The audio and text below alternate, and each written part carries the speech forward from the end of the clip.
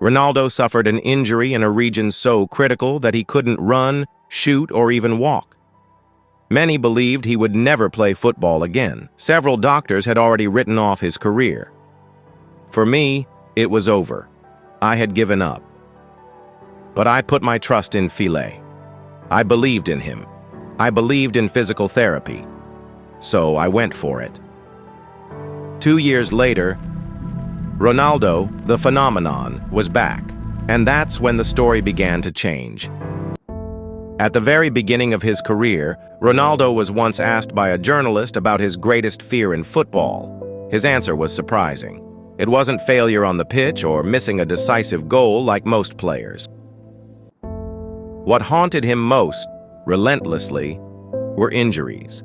And ironically, it was the very thing he feared most that followed him like a shadow throughout his career. During the 1998-99 season, injuries started to take their toll. Ronaldo only played 28 matches and scored 15 goals, less than half of what he had achieved in his first season in the Italian league. When he arrived at the 1998 World Cup, he was already dealing with pain in his knee. His physical condition was clearly compromised. It's true, he was receiving injections and painkillers just to be able to play. At the time, the media reported that he often complained about persistent pain and had to take anti-inflammatory medications. But Ronaldo denied everything, trying to protect his image and downplay the physical issues. The Italian league was known for its intense physical demands.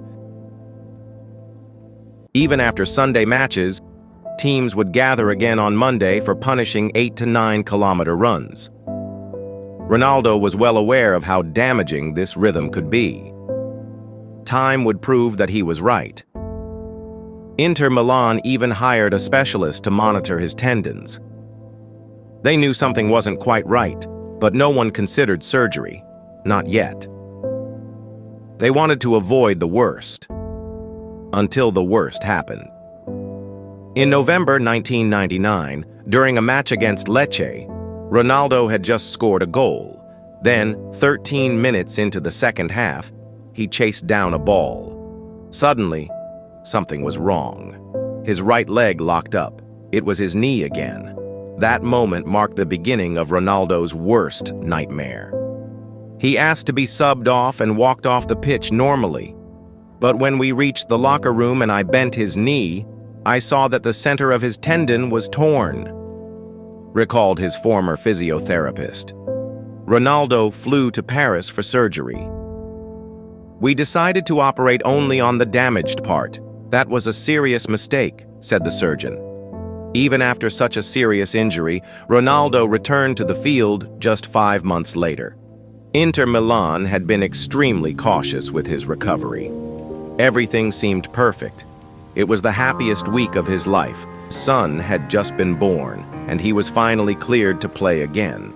He was allowed just 20 minutes in the final of the Coppa Italia against Lazio. With 32 minutes left in the match, the coach called him in. The whole stadium stopped to witness his emotional return. But fate had other plans. In a tragic twist, all the joy and excitement lasted just 6 minutes. Ronaldo tried his signature move near the edge of the box, a trademark dribble, but suddenly everything changed. April 12th, 2000. A loud snapping sound echoed through the stadium. Ronaldo's right knee had collapsed again. He fell to the ground screaming and crying. The Lazio players immediately kicked the ball out. It was clear Ronaldo had suffered a devastating injury. The referee stopped the match instantly. Silence took over the stadium. Hearts sank as everyone waited for the medical team. Veteran Christian Panucci held his head in disbelief. Zamorano, a man of deep faith, froze and began to pray. Ronaldo was stretchered off with his head in his hands. The Olympic Stadium rose as one to applaud the Ballon d'Or winner. We heard a sound, a loud cracking sound. Everyone panicked. It was really, really loud, said one witness. I felt my kneecap shoot up into my thigh. I cried and screamed, not from the pain, but from desperation. The real pain was in my chest. All I could think was, this is the end. He had scored 233 goals by age 23, more than Messi, 148, and Cristiano Ronaldo, 115, at the same age. For me, life began and ended on the football pitch. When my knee was destroyed, I felt like my life had been taken away. In Italy, Inter Milan's team doctor confirmed the worst. He tore the most sensitive and severe structure there is, the tendon that allows you to run, kick, and explode with speed. It was an extremely rare injury. The physiotherapist called it the worst injury ever seen in football. Searching for alternatives, Ronaldo flew to the US, mentally shaken. There, a doctor told him something devastating. With a bit of luck, you'll walk again. Ronaldo left crushed, but strangely motivated. He wanted to prove the world, and that doctor wrong. Another surgeon, Frenchman Gérard Saillant, was brutally honest. Miracles don't exist. He needs at least 8 months of recovery. And even then, no guarantee he'll play again. He added, if I showed you the pictures of his knee, you wouldn't believe it. After surgery, it was the size of a football. We had 3 or 4 tubes draining blood. It was unbelievable. There were moments he cried, begging for morphine. One night, Ronaldo made a heart-wrenching call. Please, just tell me I'll play football again. Don't lie to me. He was at the start of a journey. The world had given up. Science said it was impossible. Doctors had doubts, but Ronaldo pushed on. That's when I was truly tested. Almost 2 years of exhausting rehab began. 10 hours a day, every day, no breaks. While the media and doctors declared his career over, one phrase gave him hope. I can guarantee Ronaldo will return to the pitch, but I can't guarantee the phenomenon will return. But the idea that his story would end at 23, in his prime, just didn't sit right with Ronaldo. So he fought, and he won. But the turbulence was far from over. At the end of his recovery, Inter Milan hired Argentine coach Hector Cooper, who became a nightmare for Ronaldo. A tough coach, and Ronaldo didn't fit into his plans. He made up his mind that Ronaldo was the team's problem. Cooper was the worst coach I ever had. His training methods were brutal. Players had to run 4 kilometers every day and just to warm up. For someone recovering from a severe knee injury, this was torture. I'd leave home already dreading practice, Ronaldo confessed. Everyone loved Ronaldo, except Cooper. Time was ticking. The World Cup was near. Ronaldo needed minutes on the pitch to be selected, but Cooper didn't seem to care. No one really knows if Ronaldo will be ready or not, he said coldly. Faced with this wall, Ronaldo made a crucial decision: to return to Brazil to focus on recovery. But rumors swirled. Is he going to actually train or party during Carnival? After getting back in shape, Ronaldo returned to Milan, confident, ready. But the big obstacle remained: Cooper.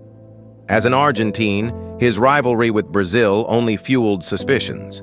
Many believed he was deliberately sabotaging Ronaldo's World Cup chances. Even when Inter was losing 2-0, 3-0, the best player in the world sat on the bench. The pressure from fans and media grew. Eventually, Cooper had no choice. He had to play Ronaldo. Can you imagine a 419 days, 2 hours, 23 minutes, and 9 seconds without doing the thing you love most? Without scoring a goal? That was me. And Ronaldo delivered. 7 goals in 10 matches after returning. The phenomenon was back. He even scored a hat-trick and helped Inter reach the Italian Cup final. But the joy was short-lived. Inter lost.